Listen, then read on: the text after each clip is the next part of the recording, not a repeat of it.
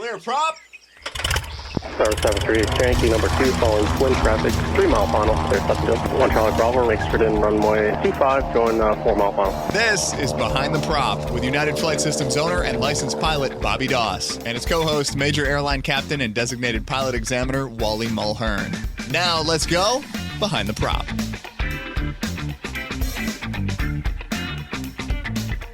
What's up, Wally? Hey, Bobby. How are you? Fantastic. This week, we're going to answer some questions a little bit different than we have in the past. We are both followers of a Facebook group called Student Pilot Community. I don't know how many users they have, but there's a whole bunch of them.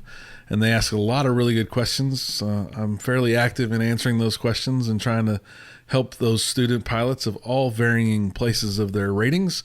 And today, we just thought we would go somewhat live and answer some of the questions that are scrolling up on their Facebook feed. If you are a student pilot, it's a pretty good place to go learn more about aviation and student pilot woes, and maybe give a little bit of feedback as you learn things as well. So let's jump right into it.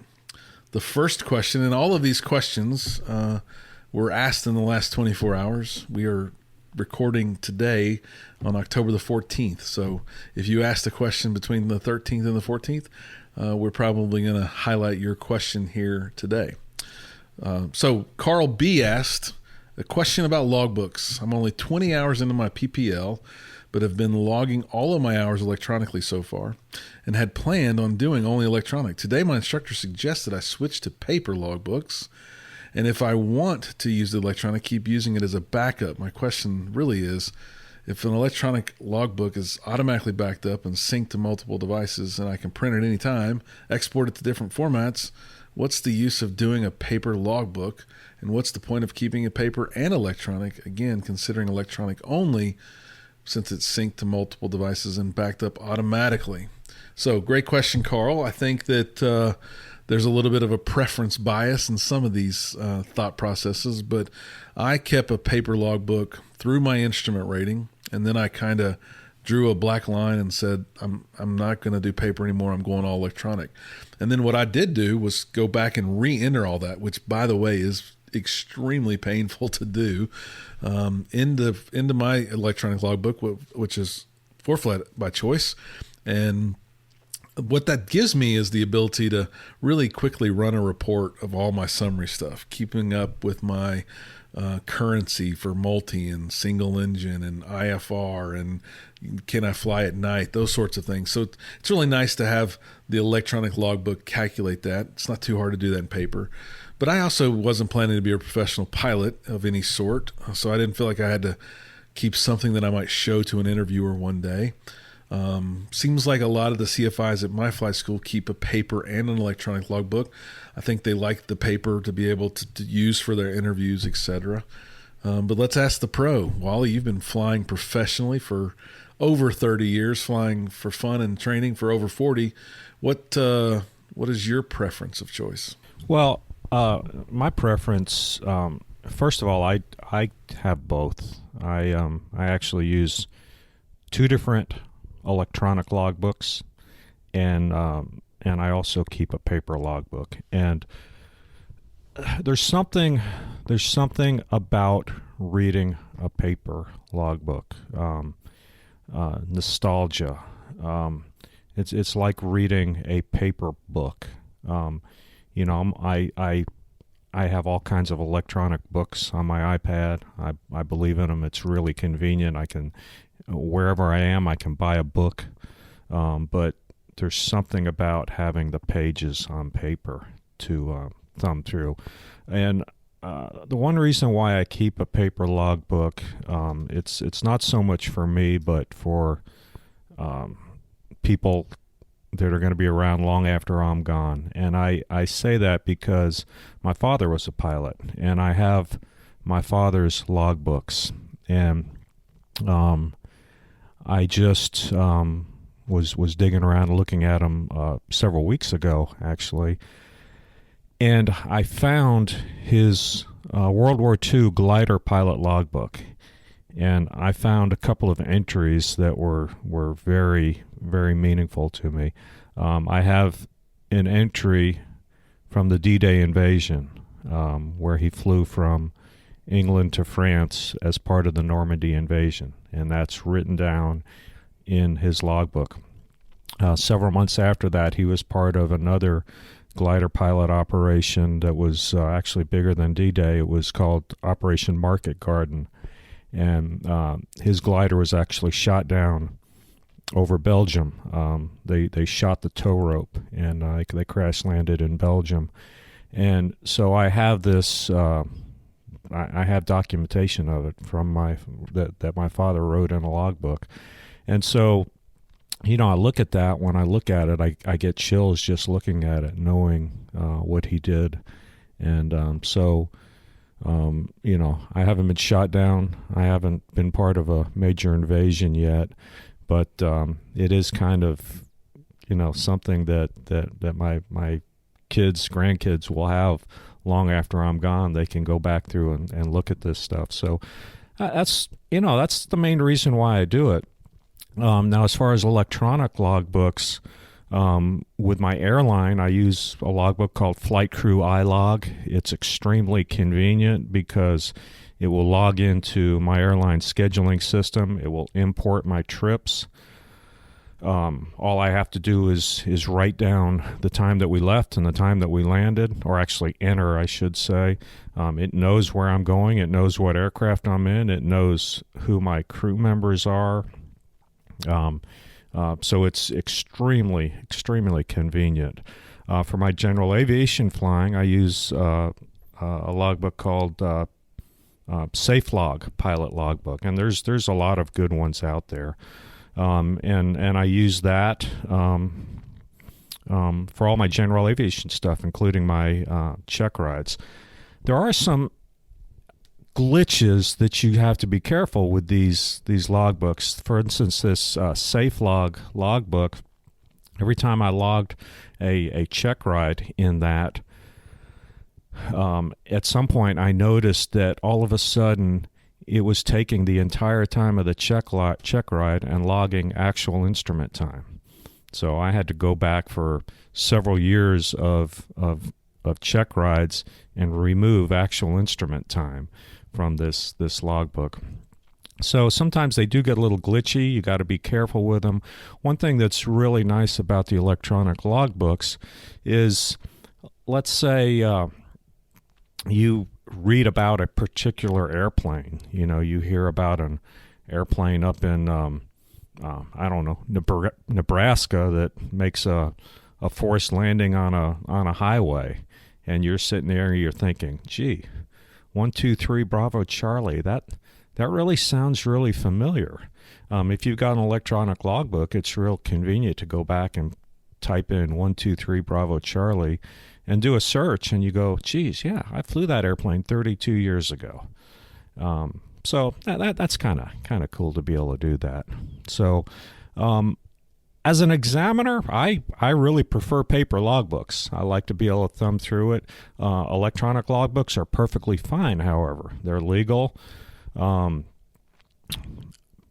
It just seems easier for me to look at a paper logbook, but there's no, I don't, if an applicant comes in with an electronic logbook, there's certainly no bias or anything against them. It's perfectly fine. Nothing regulatory, of course, and again, like you said, perfectly legal. I think it is a personal preference for sure, but I think that I guess fundamentals are important to me in anything that I teach and learn, and the fundamental of writing it down and learning what those columns really mean as a private pilot student is important. And I think I might duplicate both, because it would be nice to, what I don't have is I don't have all my previous, my private and my instrument stuff isn't signed in ForeFlight. So I do have to keep these 2 copies forever. And the thing that I would suggest is if you do paper, and that is your paper logbook, and you don't get signatures in an electronic logbook, man, take a bunch of pictures, make copies, put them in different cloud storage devices, put in a safety deposit box. If you want to be a pro, you don't want to lose 100 hours of flight time that you can't ever reprove that you really flew, that was logged or dual, something like that. And I would say this, take your logbook seriously. And I'm talking about a paper logbook. If you're doing a paper logbook, I had a an applicant just a couple of weeks ago come in, and his name wasn't even in the logbook. So I actually faulted the instructor because the instructor had signed off multiple flights in a logbook that didn't even have a name in it. So somebody could have stolen this logbook, put their name in it, gone to a flight school out of state, and said, "Yeah, I've got 65 hours. Here it is," and it would have looked legit. That's some pretty valuable logbook, for sure. The next question came from a Joey J. Hey, it's been a dream to become a commercial airline pilot since I was a kid. I'm exiting the military in January 2022. I have a full post 9/11 GI Bill to use. I had my heart set on San Jose State to get my BA and ratings and certifications, but now I'm not sure. I'm also not sure if I want to get my bachelor's degree, and maybe just become a pilot. If there's any advice, I'd greatly appreciate it. I'm willing to move anywhere in the U.S. So I get this question a lot at the flight school. Then I'll let you chime in there, Wally. But we do veterans training here, and we accept GI Bill money. It's a great tool for veterans. Thanks for everyone's service, and you should maximize your GI Bill. Normally, colleges have the ability to consume multiple years of your GI Bill awards, whereas a vocational school like a flight school can only do annual benefits at a time, kind of like a year of tuition at a time. So you might go slower if you just go to a vocational school without the relationship to a college.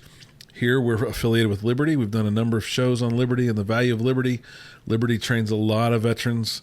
The only rule that the VA really has is that you have to go get your private pilot certificate out of your own pocket. You have to have a second-class medical so that you can prove that you can fly commercially one day. And then you can get your commercial instrument CFI. You can get as many ratings as you want as long as the school's legal and has the VA approval to do so. And I would highly suggest that you look at a college organization like Liberty or others that can maybe help you consume all of your benefits in a shorter window of time. And then I think everyone knows this now, and we've had recruiters, we've had people on the phone that help people get hired. In our podcast episodes, you need a degree if you want to be a professional pilot. It's no ifs, ands, or buts. You will not work for a major airline without a college degree. Is that a true statement, Wally? Quite honestly, I don't know where most of the airlines stand right now, but it is a supply and demand thing. When I was hired in the late 80s, no, you did not need a college degree, but you're going to be more competitive if you do. I know the commuters right now do not require it. But is a bachelor's degree, an associate's degree. I mean, an associate's degree is going to put you above someone without a degree. A bachelor's degree is going to put you above an associate's degree. So I would say it's something to definitely work towards, and strive for that, definitely. The other thing I'll say to that point is with Liberty and our flight school, you can get something called a restricted ATP, and that's another reason to get ahead of the seniority curve, right? So if you get a restricted ATP at 1,000 hours and can start your seniority 500 hours before the next guy or girl, that's a lot of seniority, right? That's probably 6-7 months of time. That's going to be valuable in 35 years for that pilot for sure. No question. A very quick follow-up to that question was another person that asked, do I need that degree? And I think, we've answered that question. It is a pretty smart idea if you have the time and the funds and the ability. And I think double dipping, meaning taking college while you're taking your flight training, is a great way to kill two birds with one stone. But it also doesn't have to be an aviation degree. I've talked to many, many recruiters that just say, if you want it, go get a business degree and then learn how to fly. It's kind of like a fail-safe or a backup maybe if you lose your medical and need to work or want to work in a different career. That's the way you would do it. The next question comes from Mayhan C. Let's say during my check ride that I get turned all around, from doing all the maneuvers and everything, and I forgot which direction is back to my home airport. Without using a GPS, how could you navigate yourself back to the home airport? I'm thinking in this scenario to call up approach and be like, approach, this is Cessna 12345. We're Cessna 172, currently 3,200 feet, and need to head back to airport ABC. Can you provide an appropriate heading and altitude? Wally, what do you think of that one? Yeah, well, one of the required elements of a check ride, at least a private check ride, is a lost scenario, and that is, that's something that we do. And I will typically say to the applicant, okay, we're lost. Let's head back to our home airport. And I will tell them what resources are available to them. I'll usually tell them I will be ATC. At this point, we probably don't really want to get on the radio and call up approach and tell them we're lost, but I will tell them that I will be ATC, and we'll just go through the scenario. And the first thing I would like them to do is to actually look around and try to figure out where we are. And it's very possible that you're in a place where there may be not a lot of landmarks. Maybe you have reduced visibility. But, if you're somewhat familiar with the area, there might be some big landmarks. Hey, I'm west of the big lake, so that tells me that to get home I probably need to go in this direction. Using VORs that might be out there. But as a worst case scenario, yeah, you get on the radio, you call approach. It's always nice to be able to tell approach approximately where you are. Say, hey, I think I'm northwest of the big city, approximately 30 miles. And I as the examiner, I will act as ATC, and I'll say, okay, squawk 1200, Roger, squawking 1200. And I'll say, okay, Cessna 12345, radar contact. You are 32 miles northwest of your home airport. Turn left heading 130. But that's using your resources. That's real world. That's what you would do. Yep. I think the key is understanding the VORs. There's probably an option to take advantage of VORs in your area, and hopefully you're learning some of that as you go through your training. I think if you have a tool like a ForeFlight, I know the question says without GPS, but something that can provide you situational awareness. And then I didn't think of this early on when I was a private student and probably even into my instrument time, but now I've gone west so many times from here that it is a little second nature that I don't care how far and how long and how much practice I've been doing. I'm pretty sure if I turn back east, I'm going to be heading towards my home airport. And then that gives me just some situational awareness that these VORs make more sense. What radials am I on for these two VORs? I kind of can position where I'm at on this sectional map, whether it be paper or electronic. So hopefully you'll learn some tips and tricks around doing that. But yes, climb and confessing is always a good idea if you don't have any other option to be able to get back to where your home airport is. Yeah, what I will just to follow up to that, Bobby. What I will do with a lot of applicants is we end up northwest of Houston a lot on our check rides, and I'm talking about private check rides, doing maneuvers, and I might, depending on what we did on the cross country portion. Hopefully that's done with pilotage and not electronics. I will typically say to the applicant, okay, we're lost. Let's get back to our home airport. And I will say everything is available to you. And a lot of times what I see is their first inclination is to go to the electronics. And a lot of times I'll stop them. I'll say, well, before you do that, in general, which direction is the airport? And between us and downtown is the airport. And if you could see the buildings of downtown, man, if you just aim toward the buildings, I'd say 80% of the time, the person knows the general direction to the airport. They know it's about 100, heading 130, something like that. And they'll start hitting that. And I'll go, yeah, that's exactly right. So, the electronics is great, but, use some common sense. Sometimes I think we maybe make it harder than we have to, right? Just point the plane back to where you came from. Interesting. Yeah, good points. So next, Andreas F. Looking for bifocal sunglasses to make reading the instruments easier. I'm 46 and I have perfect vision but need 1.5 lens correction for reading. Carrying and flipping between the reading glasses and sunglasses is annoying and cumbersome. Any recommendations? And I think there were a lot of cheap options on this feed for this answer, but this is a home run question for me. I also need readers. For years didn't need them on my medical. Now it's a requirement for me to have them in the cockpit with me. And what I did was I found a great tool. I bought them on Amazon. They're called Hydrotech bifocal stick-ons. And what they are is they're a little piece of plastic that are made to be the corrective that you need. So they go from anywhere from 1.0, 1.25, 1.5, blah, on and on and on, up. And all they do is they use a drop of water to place them on the sunglasses, or a piece of clear glass if you want to, or maybe even safety glasses if you need to.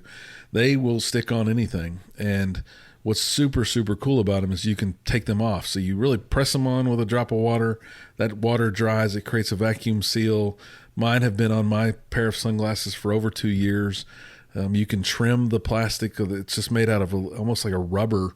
You can trim them, so if you want to make them fit differently on the glass, you can. You can put them on two different. You can remove them and put them on different sunglasses. When you need a different or stronger lens, you can just order another strength, peel those off, and put those on your glasses so your sunglasses last forever. Do not go buy prescription lenses on anything, as far as I'm concerned, that needs to be tinted. If you don't, I don't use polarized glasses in the cockpit because it does things to your screens, of course. But I have a really nice pair of Sergetti aviator glasses that aren't polarized, and I put a $15 pair of stick-on bifocals, and they've lasted for a long, long time. So very useful. Highly recommend them, and they're again $15 on Amazon. What was the name of those again, Bobby? Hydrotac, TAC. Bifocal stick-ons. You'll be able to find those easily on Amazon. I don't think I've ever seen them in a store, but I'm sure you can find them on a store somewhere as well. I'll make sure we put something in the show notes to a link to those things. They're really, really cool. All right, a couple people said it, Ibram and Hayden, a little bit different with the way they said it, but do power on stalls get easier? And then Hayden said, I hate stalls. And I got to admit, man, when I was a private student, if I knew we were going to work on stalls, my stomach started turning. I didn't want to go do it. I thought the wings were going to fall off the plane. The power on is like, why would God make any of us be doing this? This is so stupid. While we're in a plane and we're intentionally pointing the nose straight up in the air with full power. Why are we doing this? Now, 500 hours into my flying, I understand exactly why you do them. I appreciate them. I'm not afraid of them. There's a lot of knowledge that comes into this, but you've probably done more power on stalls than anybody, Wally, at 500 plus check rides and many students that you've trained over the years. What would you say to these two, what I assume are young men working on their private that hate stalls? Yeah, well, I think probably what it came from, I think your instructor instilled something into you. I think your instructor was probably scared of stalls. I hate to say that, but that's I'm going to say it. Back in the day, all right, so when I soloed on December 7th, 1981, long time ago, almost 40 years ago, what I did is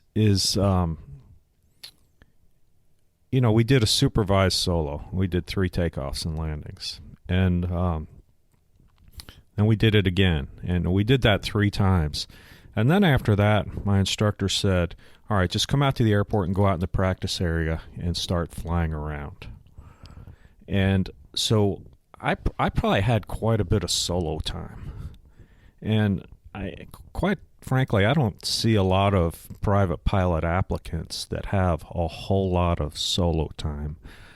I did a whole bunch of stalls by myself in an airplane before my private pilot check ride. And I would question how many students today have done a stall by themselves. Now, should you be able to do that? Absolutely. Absolutely. You should be able to go out and do a stall by yourself without your instructor. And I would say to the instructor, if you don't think your student can do that, then they shouldn't be soloing. So maybe that's a comfort level that our students aren't at this point, and maybe they should be. It's a little bit like anything else. I mean, the more you do it, the more comfortable you're going to be with it. Now, one thing I do see on power-on stalls on check rides, I see people pulling the nose up aggressively to get the airspeed down and stall the airplane. And really, what we're trying to do, a power-off stall is a landing stall. A power-on stall is a takeoff stall in a nutshell, okay? So to pull the nose up to maybe 20, 25 degrees pitch up, that's really just unrealistic. I mean, there's nothing that feels right about that in an airplane. Now, maybe if you're in IMC conditions and you can't see, maybe you might do that. But under visual conditions, I just can't see ever really doing that because there's just nothing that feels right about it. So, and I see people doing that on their check rides as this just aggressive pull-up. And I say, okay, as I debrief them, I say, okay, when you're practicing this, maybe not be so aggressive with that and have a little bit more patience with it and let the airplane decelerate at a slower rate and stall in that condition, rather than just this aggressive pull-up where the airplane, decelerates at such a fast rate. So I don't know if that helps, if that would help to do that. I actually went out in my airplane just a few weeks ago, my 172, and I just went out and practiced a bunch of stalls by myself. And, the airplane is just so gentle. I'm just kind of amazed because what I did was doing a bunch of power off stalls, and I would let it stall, and I would recover, I would let it stall, and I would let it recover without adding power. And in a 172, at least my airplane, I mean, it just is just so gentle. And I'm not sure that's a good thing. I learned to fly in a Tomahawk, and it was not gentle. It broke pretty well, and I don't know if it was because I was uncoordinated, but it turned. It turned. You had to use rudder to recover from that stall. Yeah, I think as pilots learn, and they get more into the commercial time frame, and they're learning about stability and probably more intricate details about center of gravity, and it just seems to me, I got more comfortable because I knew, one, the plane wasn't going to break apart because I was below maneuvering speed, and two, I kind of just understood that the nose was designed to fall forward, so it was going to recover as long as I just let go of the controls for the most part, right?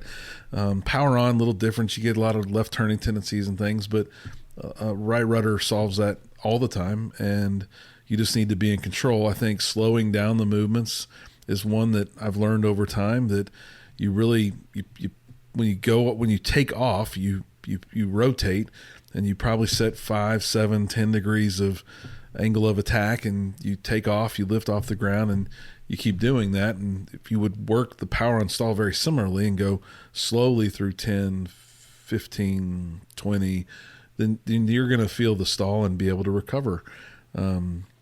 I thought the wings were going to fall off. I don't think that's going to happen. I think you're going to be in a safe airplane, and I think that the reality is that you need to get comfortable with it, because it's very likely that could happen to you on a landing or a takeoff one day, and you got to be ready for it. So I didn't think I was going to be a real pilot if I couldn't go to the practice area and do it myself. And I knew that I was going to hate it, and I built my courage up, and I took the plane to the practice area, and I did it in 1966 Foxtrot, and I went out there by myself, and I did a power install, and I probably got to just the brake and recovered. But go out there and do it by yourself when you're ready and competent and proficient, and you'll feel a lot better about it for sure. And I hear a lot of CFI candidates when they go out and do their spin training. A lot of them come back after that and say, "Oh, now I feel good about stalls." So that's that is, you do need a spin training endorsement to get your CFI, and obviously that needs to be in a airplane that's certified to do all that. So, and I'd encourage you to do some aerobatic training. I'll admit I've never done it. I've never been in an airplane upside down, and that's on my bucket list. Well, I went to my first air show this past weekend in Houston, and I was amazed how cool it was and everything that went on. And I got to see one of our friends, Debbie Wren Harvey, do her show in her aircraft. It was amazing, the things that she performed, and I think I'm going to go sign up for a lesson. Maybe we can actually have her on the show and do a little bit of aerobatics talking, and both go take a lesson with her at the same time and get upside down and do some of that stuff. It was the amount of control that she has and what that airplane's capable of doing was amazing. And some of the acrobatic planes I saw, they were rated for 5, 6, 7x gravity to be able to pull that kind of a load, both inverted and upright, which means they're pretty strong, stable aircraft. Maybe not stable, but they're not going to fall apart without a whole lot of force being applied upon them. So Alberto H. asked, other than water in the fuel system, what have you found wrong during a pre-flight? And I'm sure, Wally, you've seen it all. I think some of the things that I've seen and as a flight school owner that I hear about that is really common that I don't think makes sense to a brand new or fairly young private pilot are things like some really abnormal conditions that you might think are intentional, but they aren't. I've heard about tape being on the static port. And the reason tape might be on the static port is because someone washed the aircraft and didn't want to spray a bunch of water in that static port, and they left that tape on. That's going to create some havoc in the cockpit if you don't catch that piece of tape on that static port and remove it. I have seen a strut that's been bottomed out, and I think early on in my career I was taught, watch the strut and hold your 3 fingers up, and if you got 3 fingers, your strut's good. And I just don't know that I really understood the mechanics of the strut, but the strut has a little bit of air and a little bit of fluid in it, and that front wheel's supposed to be able to go up and down a little bit and help students when they land a little firm to lessen the blow and the force on the aircraft. But those struts, they have a little O-ring seal kit in them. The seal kit's less than $5, but it's doing a lot of work to hold that air and that fluid in there. So during the summertime, they work well, and then the winter comes and it gets cold and those things contract and you might see some fluid. It's not the end of the world. Those probably 3 or 4 hours of labor and a $5 strut kit will get that thing fixed and going. But you don't want to land without that strut having some fluid and some air in it. Other than that, Wally, what's some of the things you've heard about or seen or watched applicants miss or watched student pilots miss that you were training? Well, I'll give you 2 stories of mine, things that I missed that were kind of a big deal. I was, and this is going to be some self-disclosure here. I hope the statute of limitations has expired on this first one. This was many, many, many years ago. I was training a CFI candidate, and we were flying a Cessna 150, and I'm a little bit ashamed to admit, but it was a situation where I just said to the guy, I says, okay, go ahead and go out and pre-flight. And so, again, he's a commercial pilot, commercially instrument rated, working on a CFI. So he goes out and walks around this little 150, and then I come out and hop in the left seat because he's the CFI candidate. He's in the right seat. And we took off. And as we were climbing out, he said, something's wrong with this airplane. The rudder isn't right. And I just kind of, I blew him off, and I said, no big deal. Let's go. And then after about another 30 seconds, he says, no, there's something wrong with this airplane. And so I said, well, let me see. So I took the controls, and I kind of moved the rudders a little bit with my feet, and sure enough, something wasn't right. And I looked back, and there's this big flag trailing us that said "Remove before flight." Lo and behold, we had some homemade rudder gust locks for our Cessna 150s that were in the back of the airplane, and we hardly ever used them. Well, evidently the student had flown the airplane before us, thought it would be appropriate to install the rudder gust lock. So he did. And so here we are flying, and we had a rudder gust lock installed. And we were able to kind of work the rudders and make the thing vibrate out. So without too much problem, we got the rudder gust lock to come out of the rudder and landed in someone's front yard, I guess. And we went on with the lesson. But, there's a lesson to the CFIs to, double check things. But that was, I think about that a lot. It worked out just fine. But that was something. Another thing that I did a little bit more recently, I was up in Alaska working on my seaplane rating. And the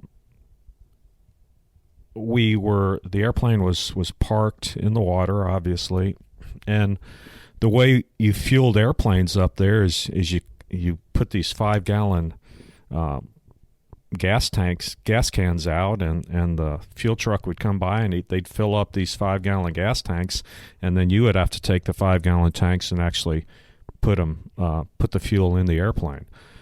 And so I fueled the airplane. I put in about 30 gallons, 6 5-gallon cans, 15 gallons on each side. And it's just very cumbersome to have to walk on the floats, get up on the airplane, pick up this 5-gallon can, put the fuel in there, get down, go get another can. And I mean, it was to put in 30 gallons of fuel was about a 20, 25, 30-minute process. And through all that, when I got down, I left the fuel cap off. And I caught it because as I was looking from the airplane, from the tail of the airplane, you get a great vantage point of the top of the wing of the airplane. And I looked up there and I saw the cap off, and I went, holy cow. And I went back and was able to put the cap on. So one thing I always teach my students is, as you're walking around that airplane, when we're talking about a high wing, a Cessna, when you get to the back of the airplane, take a look up at the wing, because that is the best vantage point to see those gas caps. Is from the back of the airplane. You can't see them from the front of the airplane unless you're extremely tall. So that would be another. That's a really good one. And we recently had somehow a gas cap disappeared. And you would think, how would a gas cap disappear? It either came off during flight, the fueler didn't put it back on. We had a gas cap missing, and luckily they found it during the pre-flight. But don't trust anything as it's related to fuel. I won't make Wally go through how important fuel is again, but it's important. So make sure that you check those gas caps as well. All right, we're down to 2 questions. Chad M. I've been tabbing out my FAR aim against the ACS in preparation for my check ride. This ACS is huge. Does anyone know what % of this I should expect the DPE to go over? Great question, Chad. Why don't we ask a DPE? Wally, how much of the ACS are you really going to go over on a check ride? Well, we're going to go over all of it. We're going to cover every task. And, within a task, there are knowledge elements, there are risk management elements, and there are skills elements. And as an examiner, I am required to cover 1 knowledge element, one risk management element, and all of the skills elements. So we're going to go through it all. And a lot of it overlaps. You can look at when I'm formulating my plan of action, the first thing I look at is I go down and look at the skills elements, and I say, okay, I have to cover all of these. And usually by covering all the skills elements, it does cover one of the risk management, one of the knowledge elements. But maybe not. There may be something else that I need to add into that. So I'm the ACS is the test. It is the standard, and quite honestly, a lot of applicants, it's pretty obvious they're not very familiar with the ACS, and it is a big document. But flying an airplane is kind of a big deal. Yes, it is. And we've done a lot of episodes and we've done a lot of talking about the ACS. It might seem cumbersome on your private, but it really is the open book questions, and you know what the answers are. You know where to find the answers. Use that thing to your advantage. I'm not sure. I don't think I've ever tabbed out the FAR aim for my instrument or my private or my commercial. For some CFI work that I'm doing, I'm putting some tabs in there, but I think the key is to know how to go find the answers if you need the answers or you need the regulatory help. But know the ACS. It's going to be very helpful for your check ride if you do know that ACS. Yeah, and it's just it's important to know how to get the answer. I tell my applicants that the check ride is an open book test. They can look things up, and I do say, honestly, if we have to look everything up, we're going to be here all day. We're going to run out of time. So it's not practical to have to look everything up. But I don't have a problem whatsoever if someone says, let me look that up. Good deal. Jason G, are there any decent all-around budget flight bags? Thank you.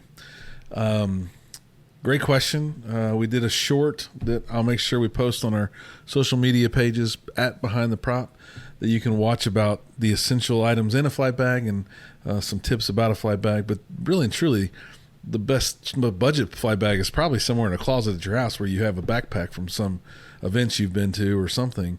It's a great starting point, right? I don't think you need to go out and buy a $250 flight bag to be a real pilot. I think real pilots carry as little as possible with them when they get into the cockpit because they're professionals and they know that they want to take the minimalistic stuff. But minimalistic stuff might be a backpack full of stuff, right? Your headset. Wally made a good point before we started recording that the first big question you got to ask yourself is, do I want the headset in my headset bag in a bag, or do I want my headset out of a headset bag in my bag? That's really going to dictate whether you have to buy something a little fancier or nicer. Where's that headset going to be? I literally use, and I have a pilot supply store full of bags. I could pick whichever one I want and have the nicest one and carry it if I wanted to. I literally use a backpack from Magellan. If you live in the United States, there's a sporting goods store called Academy. I have a Magellan backpack that probably cost me less than $30. That is my favorite flight bag. I've used it for years, and it's because of the compartments. The backpack has many little zipper pouches. I can have my foggles and my sunglasses in one pouch and my headset in the big back piece, and my iPad has a slot to go into. It's everything I want fits in a hole, and I really like that about that flight bag. Wally, I know we've talked about this last year during our holiday special, but you use a kind of a briefcase type bag. What's your thoughts on a budget flight bag? Yeah, I would say you're right, and most people probably have a decent flight bag in their house right now. I personally like to minimize things, so I don't. I looked for a flight bag that has a dedicated spot for a headset. So my headset goes in my flight bag. Separate from the headset bag. in all likelihood, for most people, the headset is going to be the most expensive thing in the flight bag. So you definitely want to make sure that that's protected. I do see a lot of people that have backpacks that just throw their headset in the backpack, and I just cringe at that, because I usually look at the cords and they're all crimped and they're kind of messed up, and I'm thinking, geez, I've got a nice headset that's still a nice headset, and it's pretty old. So, I've got my airline headsets. I use a Telex headset with an in-ear piece, and this headset is it's over 40 years old and still just fine. So if you take care of the stuff, it will last. All right, student pilot community, hopefully you've enjoyed our answers to your questions. Please subscribe to our show and keep asking your questions. We'll keep giving you quality answers, hopefully. As always, fly safe and stay behind the prop. Thanks for checking out the Behind the Prop podcast. Be sure to click subscribe and check us out online at BehindTheProp.com. Behind the Prop is recorded in Houston, Texas. Creator and host is Bobby Doss. Co-host is Wally Mulhern. The show is for entertainment purposes only and is not meant to replace actual flight instruction. Thanks for listening, and remember, fly safe.